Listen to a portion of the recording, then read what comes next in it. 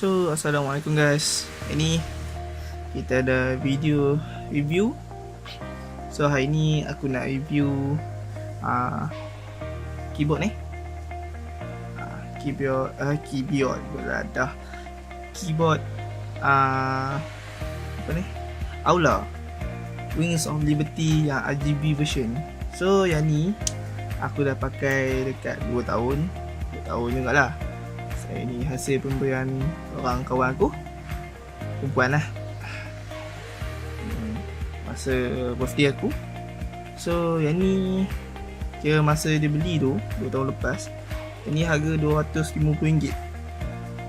Alah, sebab pricing ni kalau kat Malaysia ni dalam 200 sampai 250 lah. Kira kalau harga tu sekarang ni, kalau orang tengok dalam Lazada pun tinggal dalam 160 sampai 200 je sekali dengan postage kan. So yang ni dia dah bagi dengan Wish punya ni tau, tempat postingnya ni. Tapi aku buka sebab aku tak apa suka dah. So yang ni yang full key lah. So ada numpad depan ni, nampak lah ni. Ini aku dah buat custom balik sebab yang colour asal dia kan colour putih. So dah banyak kusam tu, jenis bintik-bintik ni, nampak ada bintik-bintik ni kan. So aku buat colour chrome belakang, silver. Ni pun aku rasa macam nak tercabut dah. Macam aku akan buat balut stiker carbon bila aku dah masang ni. So yang lain macam mode yang aku buat lah, buat butang sikit tu colour gold kot. So WASD standard lah, main game dengan anak panah. Warna merah, butang space. Kalau kau main game kereta kita aku sedia jalan, kita tekan ni. So butang shift dengan butang enter. So ni overall untuk aku pakai 2 tahun ni agak ok lah, atau bagus tu, tak ada apa sangat. Sebab bila dah pakai lama ni, boleh nampak lah dia punya aging gitu, ataupun dia punya condition tu makin lama dah deteriorate. So macam butang F5 nampak betul ya, macam ni. Tapi butang F5 tu nampak dia plunge, dia tak ni dah. Dia punya spring dah macam tak berapa nak ni dah. So yang ni itu je lah antara masalah yang aku nampak. Saya dah warna putih ni lah. So aku tak apa recommend lah korang beli colour putih. Kalau korang ni jenis macam tukar motor, macam tempat korang ni senang berdebu, tu korang ada banyak ni macam pen pencil yang duduk rata-rata lah. So tak apa ni lah, aku saran kau ambil colour hitam. So yang ni dia pakai blue switch yang tak silap aku yang ni yang ni Gateron blue switches. Yang ni dia memang kliki sikit kan.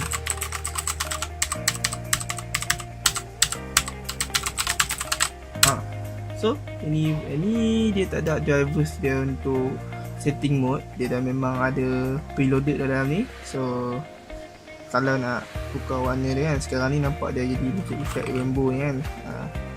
So kalau nak ubah, dekat sini ada setting dia, kena pakai FN dulu. Tu tekan lah.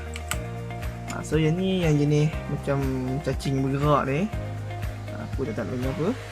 So ada yang ni. Ini dia macam breathing ya, effect. Terus jadi ini macam flash ya, flash. Okay, apa yang kau nampak macam yang blinking ni sebab kamera tau, bukan sebab aku punya ni problem. Dia memang kamera detect lampu cahaya macam ni, dia akan blinking. Kalau try lah korang rakam motor ataupun kereta, nanti korang nampak lampu dia macam blinking. So ni tutup, ada apa pun. Ni kalau korang tak mahu lampu lah. Okay, ni ini kalau korang tekan dia macam berubah macam wave nya, gelombang So tekan lagi tadi, dia colour dia satu-satu, nampak satu-satu colour lah. Kalau korang tengok ni tak ada apa, ni tak ada apa. Ok, ni yang single colour mode. Lupa satu colour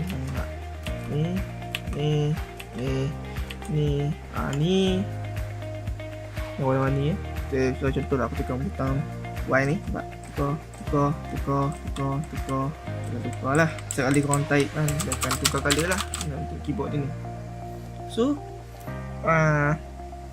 aku ada beberapa ni jugalah, kata komen jugalah pasal keyboard ni.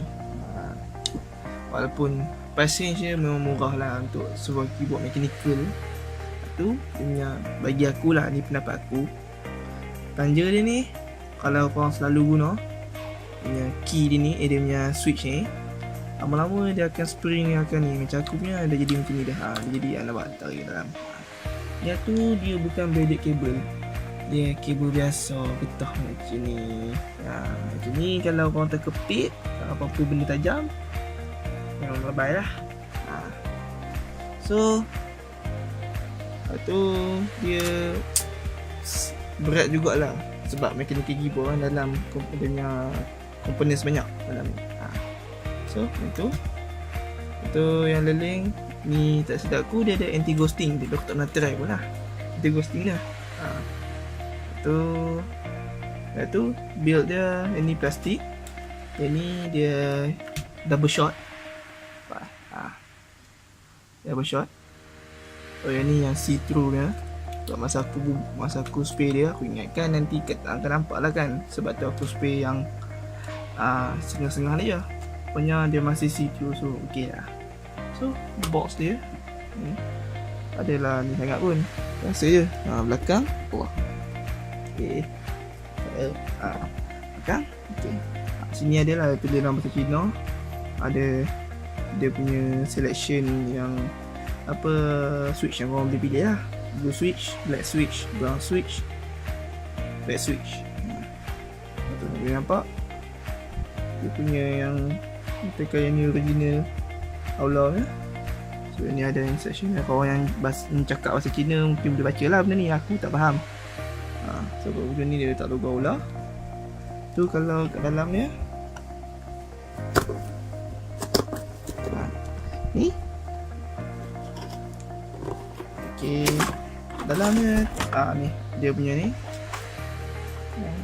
So lepas tu dia bagi sekali dengan keycap pula.